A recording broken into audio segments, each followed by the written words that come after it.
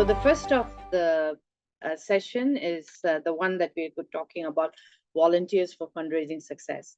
Because one of the issues or challenge an organization faces when they're fundraising is generally we are all very small organization when it comes to either full-time staff or at the core group that is doing it, even if it is a core group of volunteers.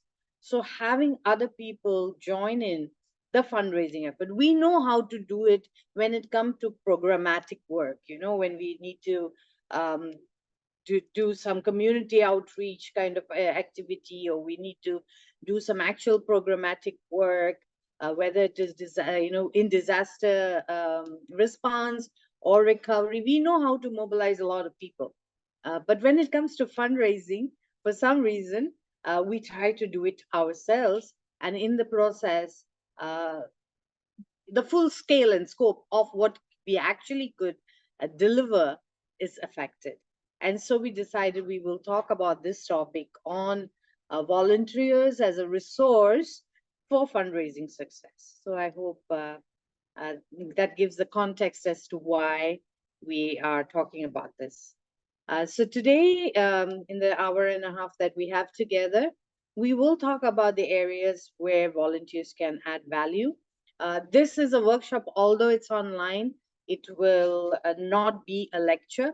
I have put in place polls and activities, and so we will do all of that to ensure that we're getting all your input, while at the same time, hopefully, you are learning or capturing certain information that will be of value to you.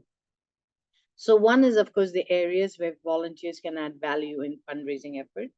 The next, we will talk about the types of volunteers that one could mobilize for fundraising success. We will talk of ways of engaging these volunteers at each stage of fundraising, because what you need, the volunteer you need for an outreach is different from a volunteer you need for some actual technical support, as whether it's online, offline, whatever the case may be. We'll talk more about that. And then the key responsibilities of volunteer management, because once you have a volunteer group, whether it is for a outreach activity, a disaster response activity, disaster recovery activity, whatever the case may be, similarly, if it's a fundraising volunteer, you still need to have that management of those volunteers, the relationship. So areas to consider. So with those key areas, and together with our conversations and activities, I hope we would come to a point where you would have shared what are the areas that you would work on, what are the areas that you already are working on. So any questions or comments before I dive into the full scope of the theory within the session? Any thoughts, comments, anything anybody want to add or say? We all good? You may have to unmute yourself should you need to speak. We all good. So, okay, I'm going to then just dive right in. Okay, so areas where volunteers can add value in fundraising effort. So these are some of the areas that, and when I talk about my, whatever I put up here is highly likely I've been there, done that. The reason being, I've been in the non-for-profit space for the past 35 years. Started off as a volunteer myself, and then, of course, worked in positions within nonprofit organization, including Habitat for Humanity, which is a shelter organization working very actively in non-disaster as well as disaster recovery space. And of course, for the past 16 years, I run this consulting business, which only focuses on charities and nonprofits and social impact organizations, including faith-based organizations. So when whatever I share here, highly likely, not just highly likely, it is based on experiences I have had personally, or those that I have advised my clients to have in the past decade, and hence they have benefited from it. So what kind of contributions to volunteer bring? One, of course, promoting the interest and welfare of the charity or the nonprofit organization. The more people we have talking about the work being done with a clear, and we'll talk about that later when, in the next session when we do in August about the call for action. But the more people that we have talking about the work we do and the reason for the fundraising, highly likely it will succeed, because at the end of the day, it is a numbers game. When it comes to the more doors you knock, highly likely the more doors you will have opened. Um, Second, increasing engagement with the community. One of the things that I have been a big champion of, especially those for charities based in Asia, based in Africa, based in Latin America, based in Eastern Europe. I work with them. And one of the things that I have been at is, in the past, funding used to come from the United States or from North America in general, or Western Europe, and the good work was being done on the ground. However, because the funding just came, there was not much of engagement with the community, for the community to feel the ownership for what is being done. And fundraising is a great way to ensure that the local communities are engaged in the work being done, not just at the programmatic level, but also in sustaining the organization for the long term, rather than just being dependent on funding coming from overseas. And that has been a big focus of mine, interest of mine, passion of mine. I genuinely believe that there is a lot of resources available locally. It's just that we've never really ask and you shall receive, right? We've never went and sought for those local resources to a large extent in the context of fundraising.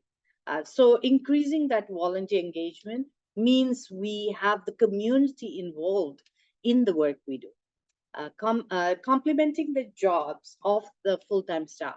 As I mentioned, sometimes we don't even have staff. We may have volunteers who work as staff, or we may have a few staff. Whatever the case may be, we want to make sure their jobs, they can focus on what's crucial to it, and some of the other stuff can be done by the volunteers in the fundraising space.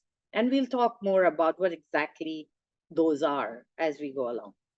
And then the energy and excitement that comes, the enthusiasm that comes when volunteers are involved, not just in programmatic space, also in fundraising. When the volunteers get involved, buy into the mission, buy into the vision that we are hoping to deliver, the energy that comes with it is exceptional, rather than just having a small group of the staff trying to do the fundraising themselves. And then, of course, bringing talent, skills, and expertise to augment what's available within the organization. And a very clear space these days is technology. Some of us are very good at many other things, but at certain stuff, we may not be as good. And we don't have the budget, or we don't want to kind of spend that kind of money on some of those areas. So you can the volunteers do bring those skills and experiences, which helps the organization. So, and hence the significance of the volunteers in fundraising. Very often we always think of volunteers when it comes to the programmatic work, not so much the volunteers when it comes to fundraising. So that brings us to the first item on first activity, so to say. What I would like, so these are just a few boxes that I put. One is volunteers as ambassadors for fundraising, volunteers to increase the outreach and engagement. So volunteers who can say, if we need to reach a certain person or a decision maker in an organization, who would know? Maybe among us, we may not, but just another two other persons may know that person. So how do we increase the outreach and engagement? How do we complement this efforts of the full-time staff that working on the fundraising? How do we inject the excitement in the campaigns or efforts related to fundraising? And then, of course, the kind of talent and skills that volunteers bring to fundraising. I've left a box for other significant successes in fundraising. Now, what I'm going to do is I'm going to ask our very dear tech support, Aris, to send you into rooms. And before I send you, Aris does that. Can you take a screenshot of a photo or something of this, of the screen that you see, so that you have the boxes? And what I want you to do in your group is to think of, have you used ambassadors, volunteers as ambassadors for your fundraising? Have you used, give me examples of, so that when you come back and report, we have a list of actual examples from the ground where, so you may have examples for every box. You may have for some, no prize for filling every box. But the whole idea is to capture your experience having worked with volunteers specific to fundraising. So don't go, oh, don't say that, oh, we did during this disaster, we mobilized Y number of volunteers to do X job. No, I want you to tell me fundraising wise, have you utilized volunteers? And if so, please put it in the box. Okay, Aris, will you be so kind? And so I'm going to give you, we are now at 45 minutes past. So now what time, how do we do this? Different time. This is 7:45 my time in Asia. But let's take 15 minutes for you to go.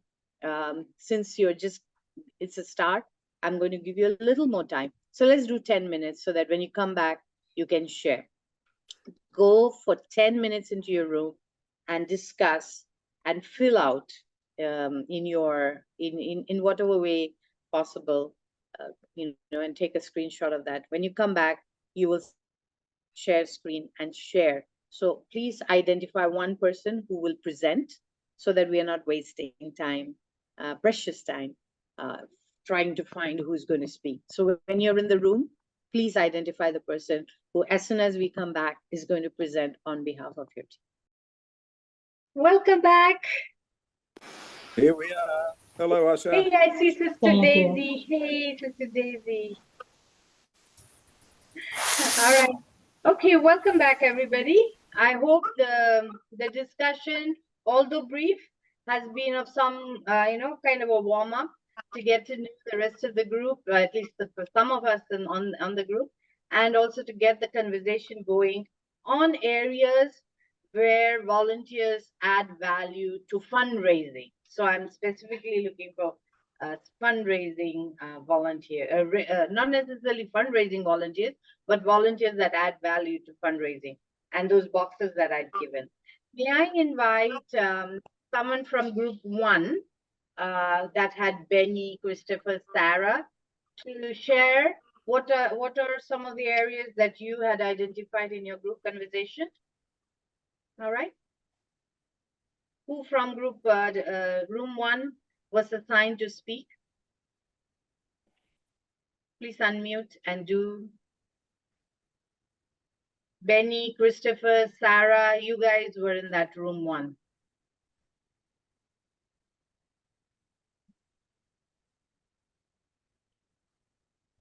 Hello? Is somebody from group Bob, 2? Yes, Bob, who's I going? think Okay, Bob. Yeah, Bob. Go ahead, Bob. Can you hear me okay, Father? Yes. Yeah. Go ahead. Yeah, just basically, Chris and I had a very good conversation as far as what we do here in Australia and what, the expectations and the growth factor that we have here. It's very enlightening that we have different groups coming on board with us, like the Lake Emilion family, who are very strong in Sydney. they've come on board to assist us in our fundraising events that we have, as you know, Father, like doing the sizzles that we do at Bunnings in Sydney. And we're raising, we're doing very well with the fundraising effort, and it's thanks to them that we've been able to, have a good footing with that. Well, it's a very, very prominent hardware conglomeration, and they ring us first off if there's a problem or if they need to fill a gap. Some group won't turn up for obvious reasons. They ring us and they ask us to come on board and solve the problem for them, which we find quite enlightening. But as far as volunteerism, I think it's an ongoing situation, especially here in Australia, because even though we classify ourselves as a lucky country, there's a lot of people in very, very dire straits, whether they're got high mortgages, low wages, renting. They fall behind in their rent. They can't afford to buy and put food on the table. This is what we're anticipating in sort of opening up a new section of how we can help these people, mostly in need. And it is a growing problem here in Australia. So the example, sorry, I said the example you gave of the volunteers from Sydney who were helping would fall into the ambassadors for fundraising sort of space, as well as I think the outreach, increasing the outreach for those who are and then complementing your efforts, because what you couldn't do, they are able to get that done for you. Yes, most definitely. Like we do rely upon these people, and the efforts that they put in for us is 110%, which we're very grateful. And so the enthusiasm part is in there too, that we talked about. When you've got a group of people that are very, very sincere in what they're doing, you have to embrace those people, of course. Yes. And that's what we do with this particular group. And it's not only them, there is other groups that do come on board and help us. And Father Ming knows more about them because it's up in his area. But I think Father Ming's on board at the moment. It's a growing situation with us, and we're just pleased to be able to say that we're doing our best to provide what we can for those most in need, Usha. Perfect. Yes, good. That's good to hear. What about group 2? The group that had Daisy and yes, okay. Francis and the others. From our group, in terms of ambassadors, inviting celebrities and influential people who can attract more followers and have a bigger network. We had an experience of this in the Philippines, doing fundraising concerts and dinner for a cause, asking people to give a short talk to the audience and inviting them to share their gifts to the cause.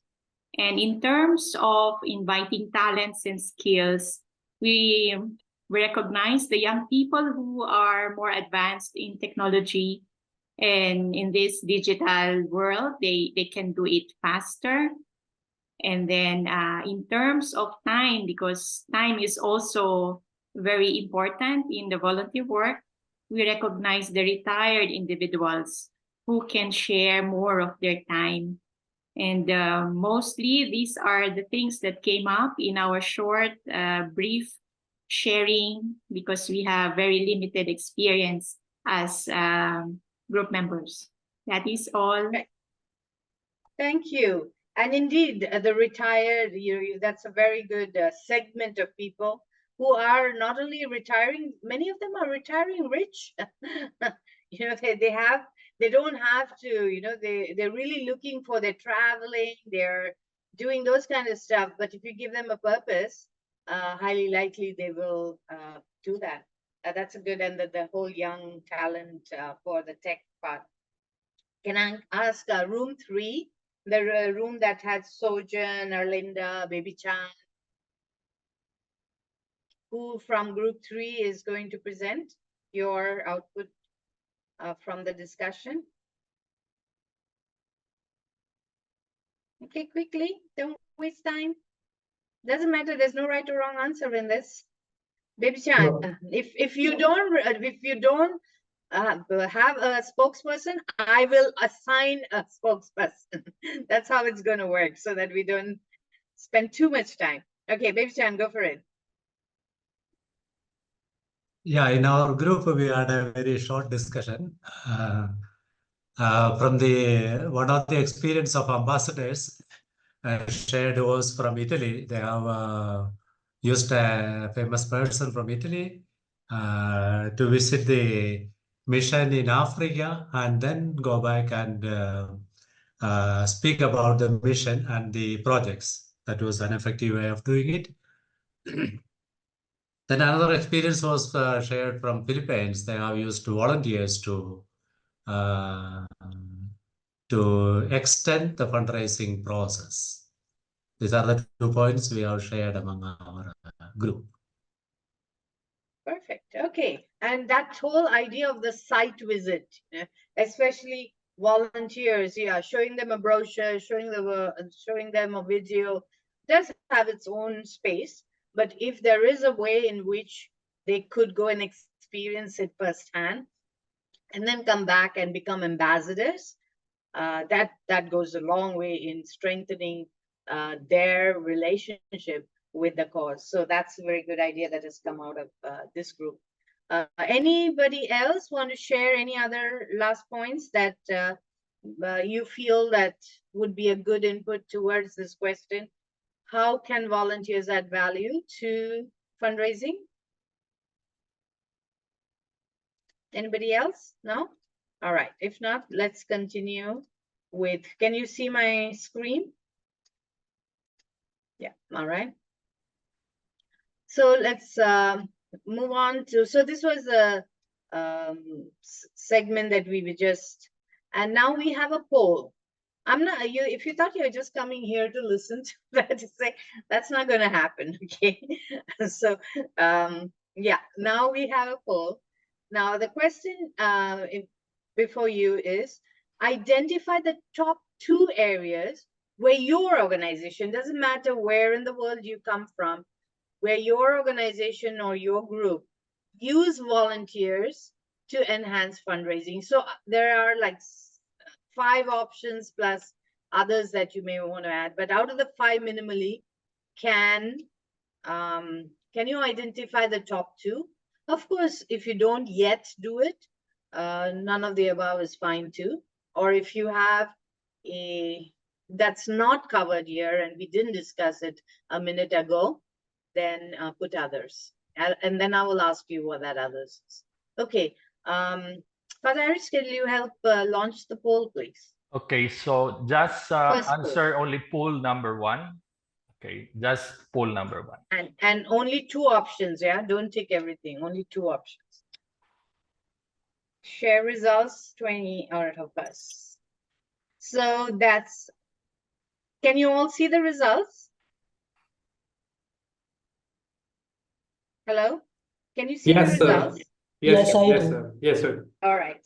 Okay. So the most was 10 out of 20, 50% of you said getting talent, skills, and experience has strengthened your, that's like the top response we've got. The second one at 40% was outreach and engagement. And then at 30, it was ambassadors and use of volunteers to inject enthusiasm. And then at 20% of you was areas that complement the staff role. Okay. So Christopher, and a couple of you said, 2 of you said none of the above, which is okay, understandable, if that's the reality at this point in time. But hopefully, when you go back, you now know that it's working for others. Makes sense for us to.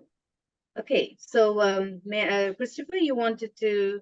Sure, I wasn't able to share? participate in the poll, but I would definitely say number 1 and number 4, volunteers have been excellent ambassadors to spread our word and talk to people they know They're influential people being donors themselves.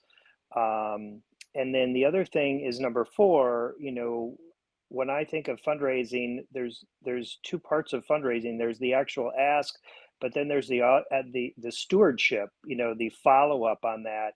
And I found that one way that volunteers like to engage is they don't necessarily like to ask for money, but they like to write a thank you note, or they like to call donors and thank them, or be at events and thank donors for coming and making donations. So, stewardship is just as important as asking, and sometimes that's an easier way to engage donors with volunteers. Perfect. Thanks for that additional input related to stewardship. And we will do a whole workshop on stewardship, which is workshop 3. And do remember at that point in time, the role of the volunteer in that journey. Any other thoughts, comments related to what the poll showed us? Anything else that you want to share? No? If not, let's move on to the next part of Julia or Aris, will you just tell me whether you can see see this? Yes, okay. Yeah, because I can't see your faces. So if you're not, because I'm screen sharing, I can't see. So somebody will have to verbalize. Okay, moving on. So that was the poll that we just did. Poll that we just did.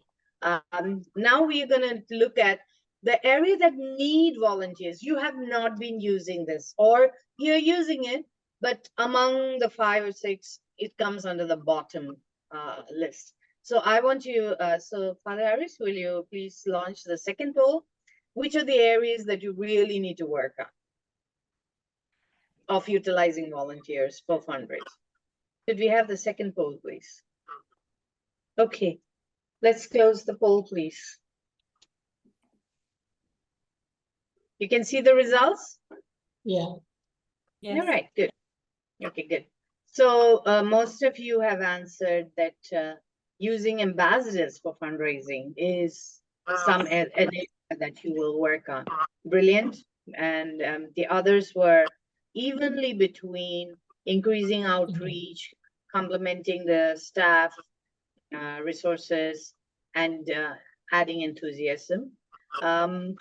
Using talent and skills came in last, because if you remember the first question, that's where most of you were focusing on, which is great. But then now you have other areas you could work on as we develop our fundraising capabilities by using volunteers, as well as volunteers as ambassadors, as well as getting them. And the point that Christopher just shared about, the stewardship part, sometimes getting them to be more like ambassadors for Thanksgiving may actually get them involved in a way better than other ways. So anybody wants to add anything in addition to areas that showed up in the any other thoughts? We good? Yes, Usha, I'm Sister Beth. I'm here from Rome. Yes. Well, my idea is, I think ambassadors for fundraising and use of volunteers are quite similar. And in any way they can, whatever we think about ambassadors, they can be all word of mouth or promoting whatever, anyway, because they have different ways of promoting it. And that's only what I thought about the 2 points. That's a good point. Yeah. And when I say ambassadors, I'm really meaning people who have a clear call for action.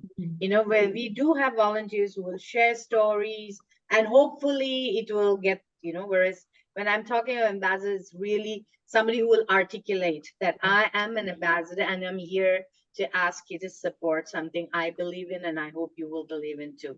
Someone who is actually able to do that gift of influence, in addition to the gift of time and gift of voice that others provide. So the difference between influence and voice, in fundraising, as I see it, is gift of voice. Is when I say CADIS is a brilliant organization, you know, I'm so glad I'm involved with them, or I'm supporting them, or donated to them.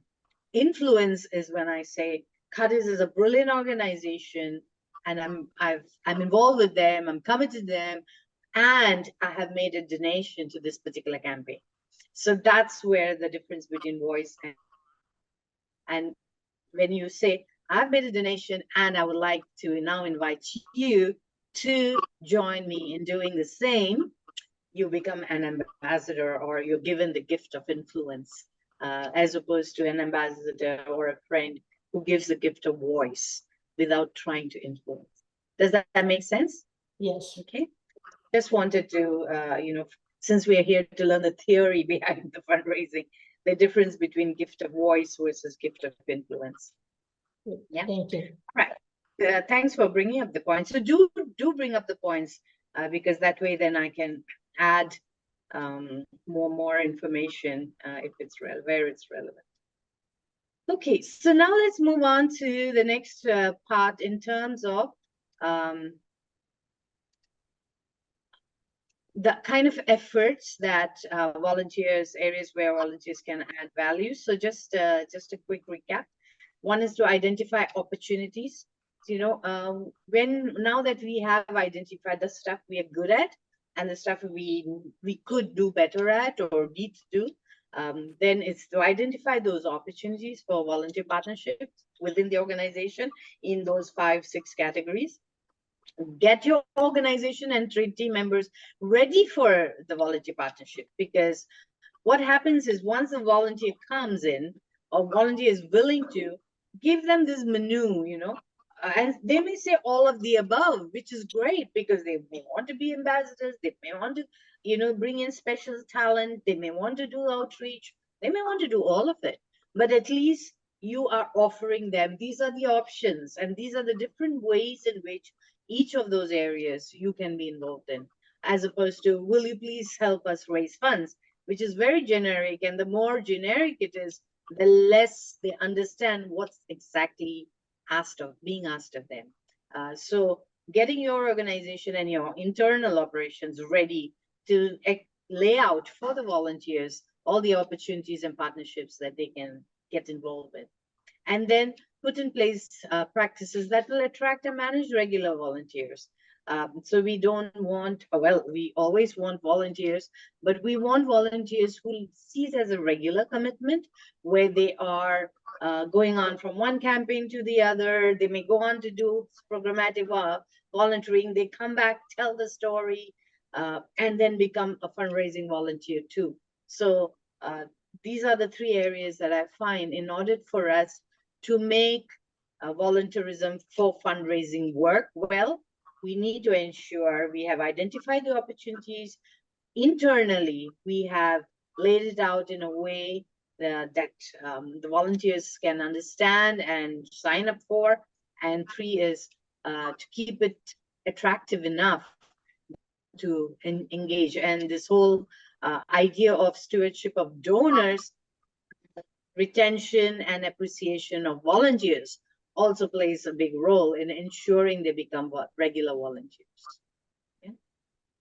So the types of volunteers in fundraising starts with the board or the entity, you know, and especially now Iris was saying that, you know, many of the organizations are registered, so highly likely you have a core group of people who are members of the board.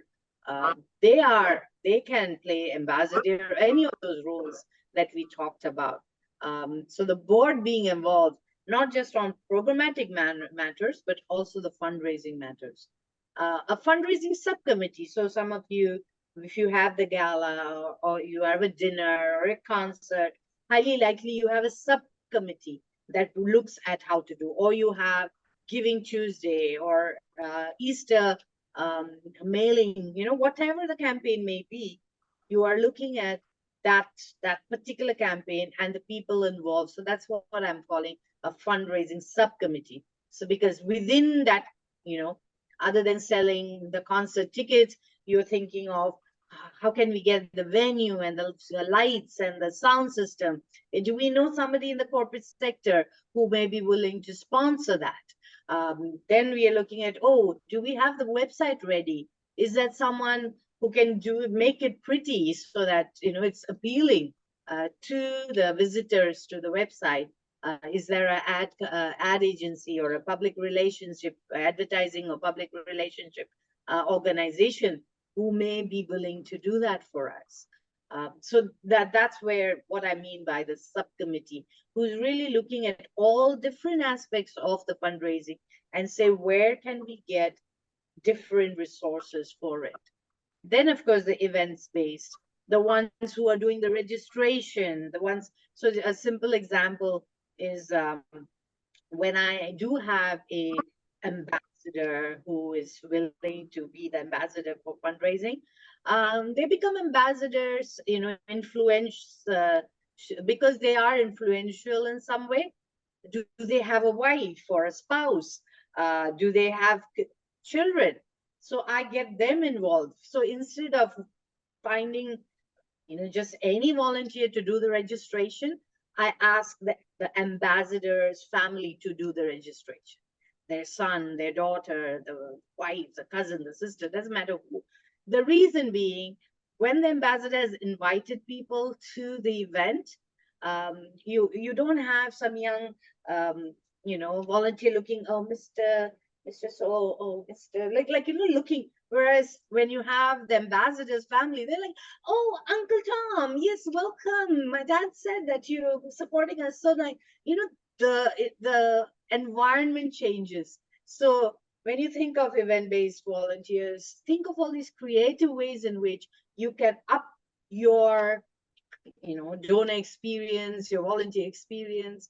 And because the son or daughter now is involved, they in turn become ambassadors, your pipeline of ambassadors for the future, because highly likely they're moving in circles as influential as their parents among the younger ones. So they go to their school and start promoting it, or they go to their church or their Bible classes or whatever, and there they start promoting it.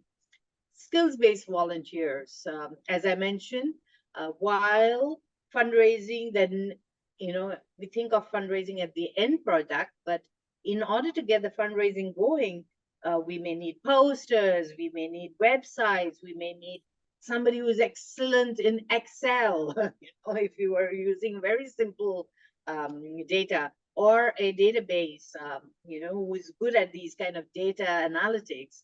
Those are the skills-based volunteers we're talking about, so that you can say, hey, we had a spike at 11 a.m. after we sent out the mailer. But at 12 noon and at 9 and 10, there was not much activity. Then oh, maybe 11 a.m. is a good time. So there are analytics that can be done to increase the possibility of success of when you do certain things, how you do certain things, what kind of stories work, and so on and so forth. So that's what I mean by skills-based volunteers. And then, of course, the general volunteers. So when I was the regional director for Habitat for Humanity, covering Asia and the Pacific, I used to actually have some volunteers that I, used for certain areas. But one space that I found that we really needed was as simple as folding a commercial company to do it and send it out. But we decided we would get a bunch of volunteers and was it Sister Daisy who talked about retirees? We had a group of ladies who retired. Their grandkids are growing older, so they're not as involved. So they came and started to fold our letters. And instead of sending the direct in the envelope, we said, instead of saying sealed with a kiss, we said, sealed by volunteers who has done this, send this letter to you. And that really changed the way when people open the letter, they were not yet another mailer from a charity. It was like, what does that mean? You know, sealed by volunteers. So, you know, they kind of at least opened the letter to read the message. So think of different creative ways in which you could use your volunteers when you are thinking of fundraising. So that brings me to the first group, that is the board. It's a job, the board, as you register the organization, the leaders, you know, whether the leaders who are responsible for that entity has to ensure that they are working on ensuring they have the resources. Of course, ensure that the resources being sent is being well utilized, but also to see how resources can be mobilized locally in order to make the difference. So having a fundraising strategy. Next workshop, we will talk about what is a fundraising strategy and what are the components in it. But the board, together with the key leaders, with the staff leaders, are the ones who say, okay, we're not going to do any events. We really are going to do online. Example, you know, that is a strategy the way you're saying that we are going for the reach we want to get. Because if we do an event, maybe we'll get 100 people, we'll get 200 people, we'll get 400 people. We want to get to 40,000 people. And hence the strategy has to go with that. You know, are you going for the reach or are you going for the niche? Depending on that, you know what kind of fundraising technique you would use. So those kind of decisions come from these kind of volunteers, like the board volunteers, who can then sit together with the group and discuss, you know, how to do it. The partner groups that are. So the whole strategic thinking is one area. Then once you've decided, oh, okay, just as an example, we're not going to do events because that takes a lot of time, energy running around. And at the end of the day, maybe we raise 20,000 or 200,000 or 2 million, but only from like 200, 500 people. Let's go for 40,000, just as an example. In which case, then the subcommittee has to figure, how do we get to 40,000 people? Maybe we need to have a radio show. So that would be part of the tactics within that bigger strategy, right? So that so many people can hear. Or that we're going to go online, or we're going to create a WhatsApp movement where people are going to forward our link to as many people, or we're going to create reels. Our young volunteers are going to create reels, Instagram reels, Facebook stories, that's going to, you know, be sent to as many people. And so once you have that strategy, you have the tactics, and then you need the people who know. If you're wondering what's reels, yeah, you know, obviously you need to find someone who would know not just what is real, but how to make a reel for your cause. So those are the kind of subcommittee resources that you will garner. I've given the different points within which this whole enthusiasm and this whole system for making that work. No rocket science, it is just a matter of ensuring those volunteers realize what they're signing up for. All right, time to go back into our groups. And this time I want you to, since we had events and skills volunteers as the two kind of commonly used volunteers for fundraising, give me the profile of the kind of volunteers. So for example, in Australia, what does that person that, you know, who are your fundraising ambassadors who do help you with the events? What's the profile? What exactly do they do? Or like Sister Daisy was talking about, the young digital volunteers, skills-based volunteers. What is the profile of those people who do it? You know, are they university students? Or are they young working adults? Are they school students? You know, give me the profile so that together we have ideas that we can all learn from. So again, we will take another 10 minutes for this discussion. You know the drill. You go into your room, you discuss these 2 points. In 10 minutes, you assign someone to share what is being discussed. We'll come back here and I will ask you, one of you from each group, to present what the group has discussed. All right? Okay. So Father Ari? we'll maintain the same group, isn't it? Same group? Yes, please. 3 Okay. groups. And 10 minutes. Welcome, everybody. Hope the system is working better with you. I know it's just 10 minutes of catch up, but hopefully you've got some discussions going. Can I ask room 3 this time to start first? The room that had Baby Chan, Sojan, Alinda. One of you, please speak up on behalf of your room. Who's going to do that? Quickly. Chris will do that. Chris. Okay, I don't know if we were in room 3, but I'm happy to talk. We had a great discussion. Yeah. So for event volunteers, you know, we all kind of seem that retirees were kind of making up the majority of our event volunteers. Obviously, they have more time. They might be connected to our organization and they enjoy it. And it's not extremely strenuous work. And you know, we kind of all seemed that, you know, that was something we could do. The other thing that was mentioned was some of us work with seminarians, and they're always willing to volunteer their time as well. We have some here in my organization as well that are always willing to lend a hand for an event or something specific. And with regards to the technical side of volunteers, we try to engage, you know, volunteers that we know, you know, whether they're board members.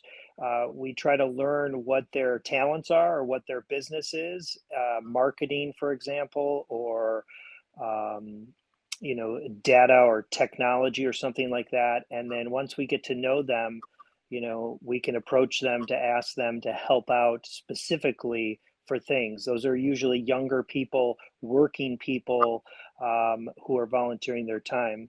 And one thing we learned was if you work for an NGO in Italy, you are not allowed to volunteer for your organization, because I had mentioned that sometimes our caregivers like to volunteer at evening events that we do, fundraisers and so on. And they're some of our best ambassadors and they care about the organization. But I didn't realize that certain employees in certain countries are not allowed to volunteer for their organization. All right, that's useful policy information also to know the local context of what's possible in your own backyard versus. Okay, thanks, Christopher. You were in room 1, so that's the group with Benny, Sarah, and the rest. So we still need room 3 to go. Baby Chai, Sojan, Arlinda, any of you from break room 3? No, I think Chris was No, in no, room break 3. room Yeah. okay, Christopher was this time in. Okay, I got it. My mistake. Go to room 1, Benny, Arlinda, Nancy, Robert, one of you, Fatran. Sister Liberty will Yes, report our okay, discussion. yes, go for it. We spent a little time in silence. Anyway, we try our very best. I think those people you're asking about the profile, it was Bob and I, and also Joseph. I think those event volunteers are those who are good at planning, they're responsible for. And then I think the registration volunteers, they can have. First thing is those that setting up the area, like putting chairs, tables, they're the practical ones. And the maybe we labor. need also those who are, those who are ushers who are welcome. The Ushers, participants. yes. And yes, they are those who give beverages or and those who are overseeing particular activities, technical support also. It's important also those are people who take videos and photographs. And Yeah, and those are all the skills-based volunteers. And the beverages that you talked about, there's a term for it, gift in kind. People who can give lucky draw gifts, donate a car or whatever, so which adds value to your event. Yeah.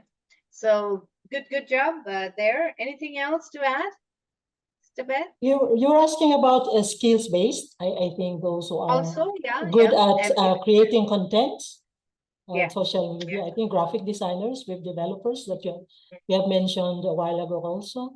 Marketing, public relations. I think these are all perfect. Yeah. So when you look at it, you have a whole portfolio of volunteers that you would need. Let us quickly go to room. Who's the group that hasn't spoken yet? From yes, room here's group. Yeah. Number 2. Yeah, room 2. Yes, please. Francis, Sister Daisy, Julia. Who's want to speak on behalf of the room? I will speak on behalf of Group 2. Go for it, Francis. So begin with sharing on the profile for the event-based. One is people who are flexible in their roles, and more so who have flexibility in terms of time. They can avail themselves to the event. Also, people who have retired. There are some of the countries that use the retirees. Some of them are actually experts in their field, and therefore they contribute too much. I mean, a good experience and expertise in the field. Also, we use the Canadian religious, the students. Some of the students also have different skills. This one can also go to the second profile of the skills also, but our students, some of them also have different skills like computer and digital expertise. Also, in the event, we also use the lay chameleons group.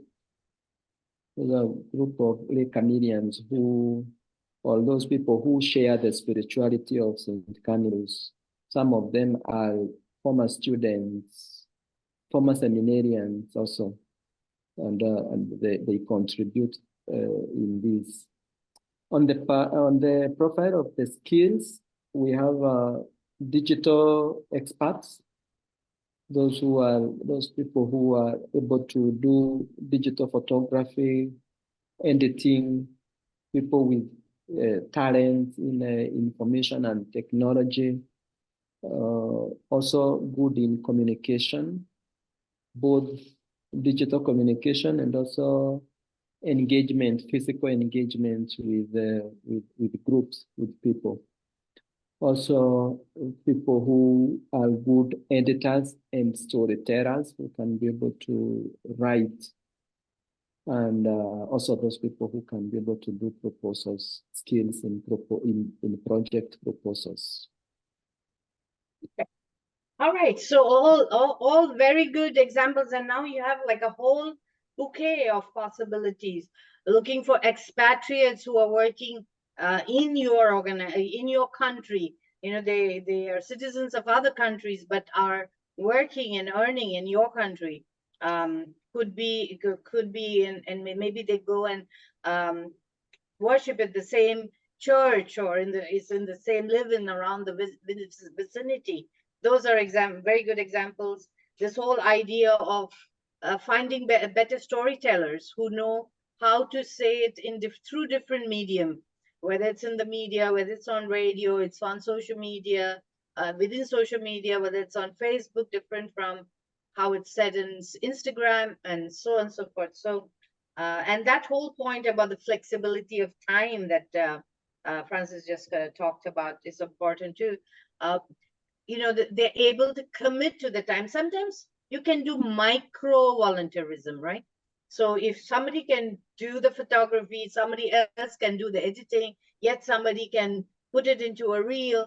They could do, they may not have the whole, the time and energy to do the whole, deliver a whole video, but they could do parts of it. So also look at those possibilities.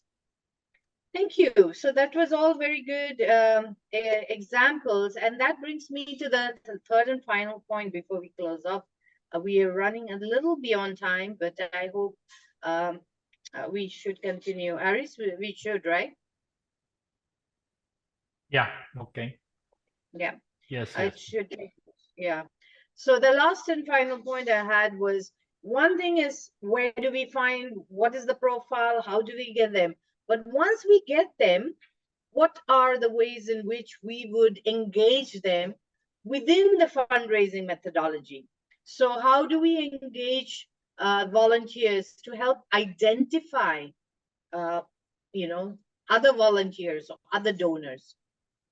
How do you find volunteers and ensure that once the volunteer is on board, that relationship building, the stewardship of the volunteer is in place? How do you ensure whatever is assigned to the volunteer is then put into action, and they're recognized that implementation is taking place? And then, of course, how do we recognize their performance? And sometimes some volunteers genuinely no good, they're too high maintenance, in which case you want to redeploy them somewhere else, or find a way in which they are supported in other ways, so that people who can actually get the work done gets the work done.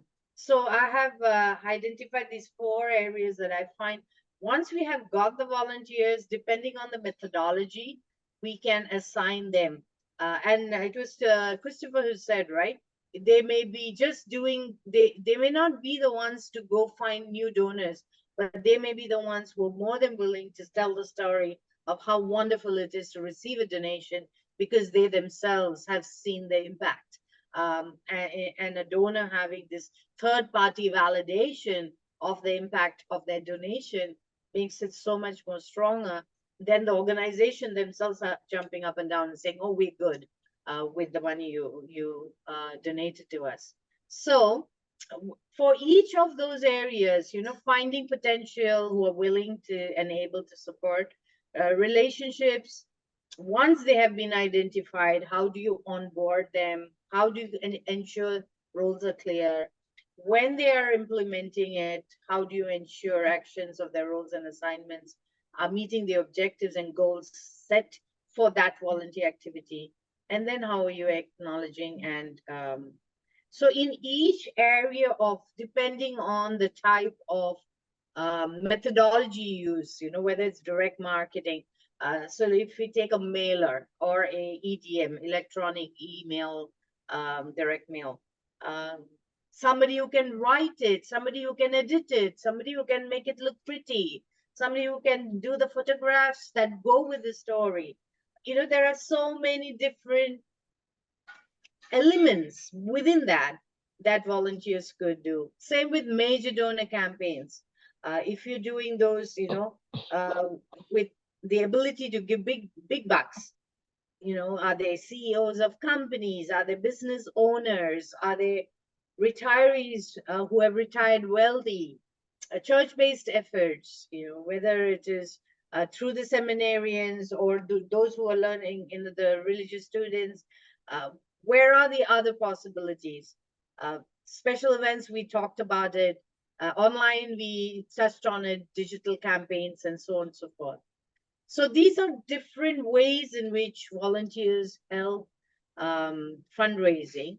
And then I just wanted to share with you a little checklist of things you need to think of when you do have more volunteers involved in fundraising, so that that you do a robust job of managing the relationship with those volunteers. And once you've got that, you also know on the back end, you need to have some staff or somebody from the core group who's assigned to ensure all this project management is happening. You need maybe supplies of some sort that need to be provided depending on what is being, so if you do photography, do they use their own, is there a Google Drive where they can put all the photos, or do they need to use their own memory card for it, for example? Stuff like that need to be thought through. Then ensuring that there is some level of training or orientation that takes place, making sure the database of donors is well kept, so that right from recruitment through to recognition, you are journeying with them with the right information about them. If volunteers need certain stipend, is there a budget for it, so that it's clear where if there is a stipend for something like travel or there isn't.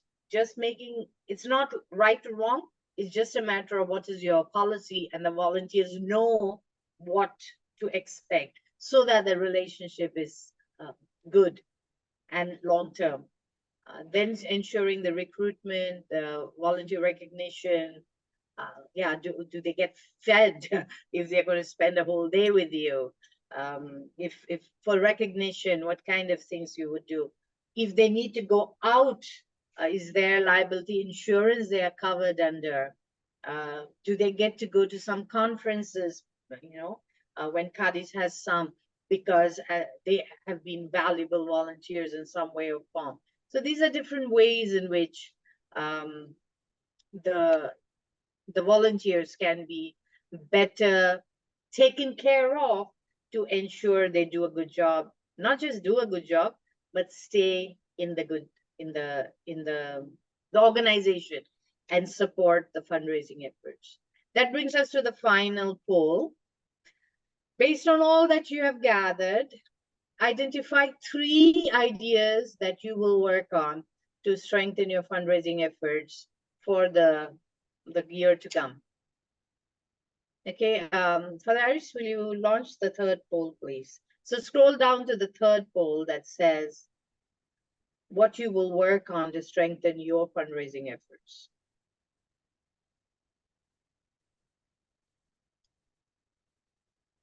So most of you said that this is a talent skills-based volunteers are the first thing you all are going to look at.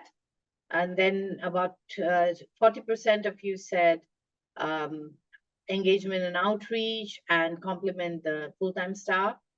A few of you said use volunteers to inject enthusiasm and ambassadors for fundraising. One, because maybe you're already using ambassadors for fundraising. So skills-based seems to be 80% of you said that's something you're going to work on. And I sure hope you will, because there's so much that volunteers can add value to the work we do and the fundraising we do. All right. Cool. That brings us to the end of the session today. We ran 10 minutes beyond, but I hope it was of value with the activities and the poll and everything else. Anyone has any last comments or some words of wisdom to share? Avi? Some years ago, when you talked for the first time to the group of CADIS, I remember that it is important also to keep in our mind, in our hearts, that fundraising is also fundraising. Indeed. Yes, indeed. And I still talk about it. So if I may share this last slide, which also has my website, and the latest blog that I wrote about is about use of AI, artificial intelligence, for fundraising. And one of the points I made is about fundraising. And fundraising is without trust, there is no friendship. And same with fundraising. Without trust, there is no fundraising. So, whichever methodology we try, let's always remember this fundraising. Fundraising is about fundraising. Thanks, Sister Beth, for reminding us again about it. And you get a brownie sticker for remembering the notes from the first class. Of course.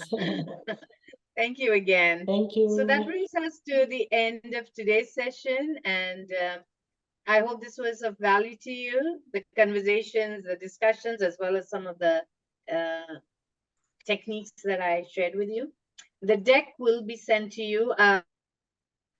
Has that been given already? If not, it will be sent to you soon. Yeah. And that that leaves me to hand over the time to Haris.